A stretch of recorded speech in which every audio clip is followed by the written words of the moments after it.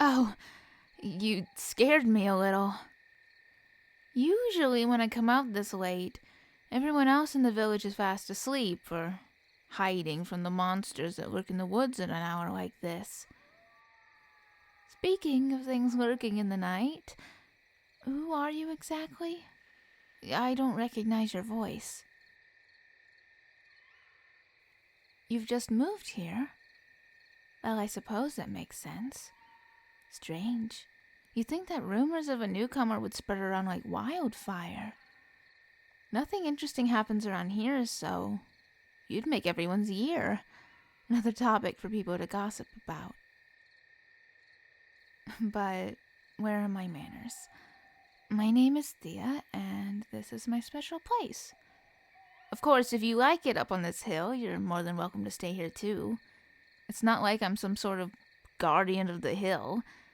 In fact, you could probably just push me over and send me rolling down the hill if you really wanted to, but I'm gonna hope that you're a decent enough person to not do that to me.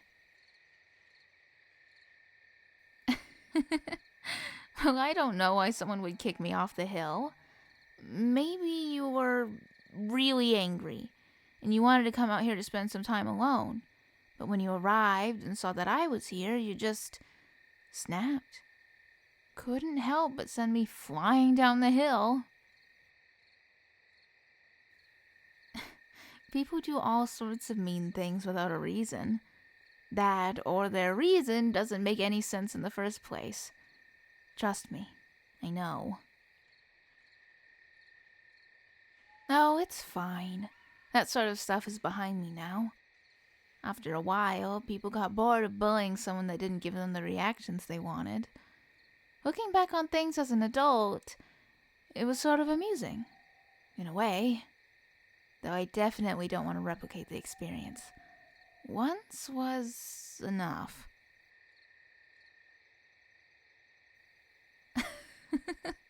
Are you really asking me how people used to make fun of me? I'm not offended. It's just a funny topic to ask a stranger about in depth. But if you want to know, I'll tell you. It's hardly some deep, dark, traumatic secret. As children tend to do, I got teased endlessly. I've always had a sort of fascination with the stars. My mother would take me out here at night and tell me story after story about how Leto painted the sky. And I know I can't see them. Not really. But when I look up at the night sky, there's something there. I don't know how to explain it, and obviously when I explained it to other children growing up, they thought I was an idiot. The bullying only grew from there. Oh, right, you don't know. I should have started with that first. I can't see the stars or much of anything for that matter because I was born blind. It's probably harder to see in the dark, but I've been told you can tell I'm blind because of the way my eyes look. People used to tease me about that too.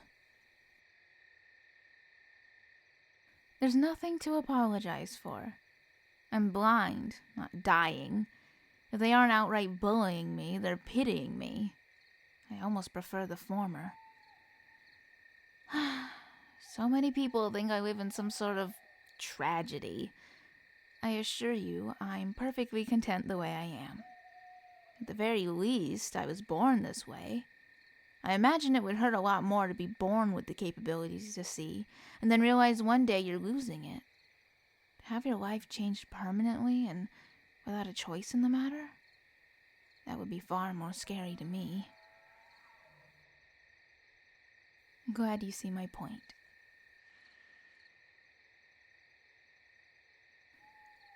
You really don't hold back when asking your questions, do you? That's fine. I like it. People who are straightforward are far more better than people that dance around their questions. Like I said before, while I am blind, there's something there when I look at the stars. I see something. Obviously, it's not really the stars, and it has to be the light of them and the moon messing with my eyes, but I like it. I like looking at it, even if it's all nothing in the end. It makes me happy, and that's what counts. And then the other obvious question must be addressed. People like to ask if I can see anything, or if I just sit in total darkness. The only real answer I can give is that I don't have a clue. I was born this way. I don't know which color is which, or if I even have the capacity to see them, but I can tell when there's light around me. I don't know exactly how that works, but it happens.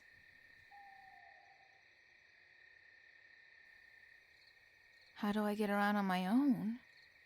I mostly attribute my independence to being here my entire life. If you moved me somewhere new, I would get lost more frequently. Admittedly, I have rather unorthodox ways of knowing where I am. A lot of them rely on sound or touch. For example, there is actually a stone path to this hill. Probably didn't realize it because no one cares for it now, and it's all overgrown and unkept. But if you know where to feel around for it, you can find it. It starts somewhere by that tree and it ends close enough to my house that I can find my way home easily.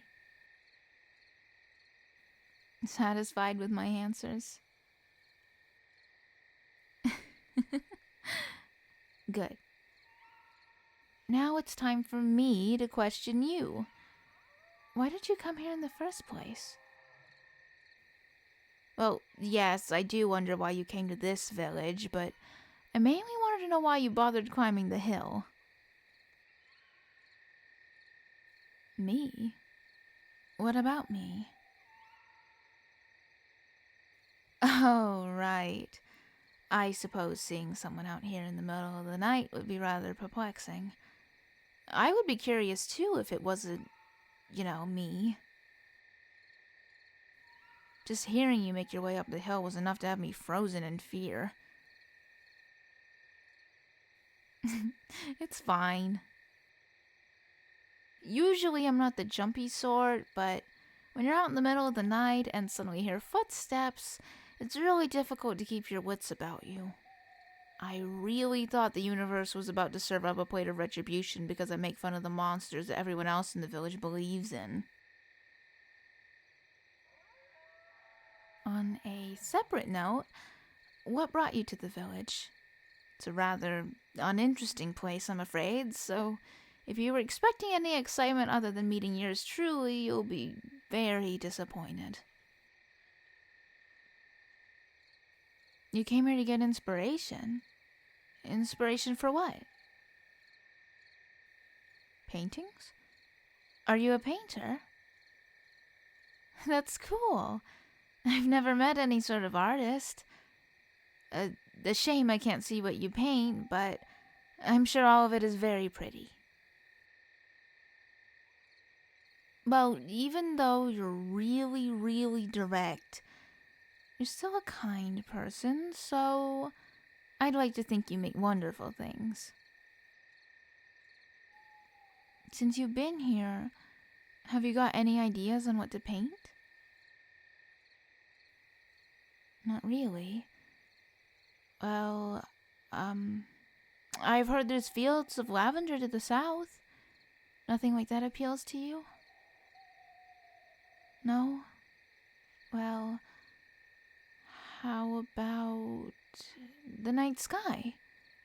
Has anyone ever painted that? Is it really that silly of a thought? If Leto paints the night, wouldn't the ultimate painting be of the god's creation itself? Well, I think it's a good idea. But if you want to paint something else, ultimately it's all up to you. Not like I have any grasp on what makes a good painting anyway.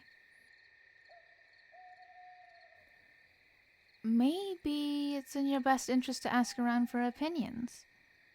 I don't think there's any artists in the village, but you don't necessarily need an artist's perspective.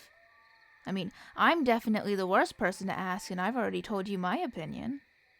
Anyone else's advice has to be better than that. not the sociable sort of person. I imagine it's difficult making friends when you're the straightforward sort.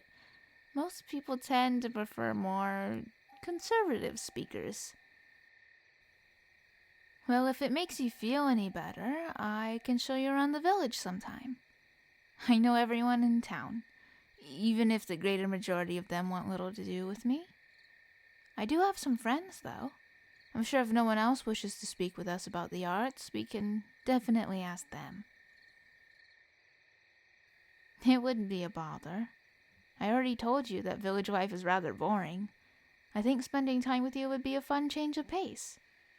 As long as you wanted me around and I'm not just barging into your life, you can tell me to mind my own business if you want. My feelings won't be hurt. You do want my help? I'm glad. Together, we'll definitely be able to find you some inspiration. I'm positive.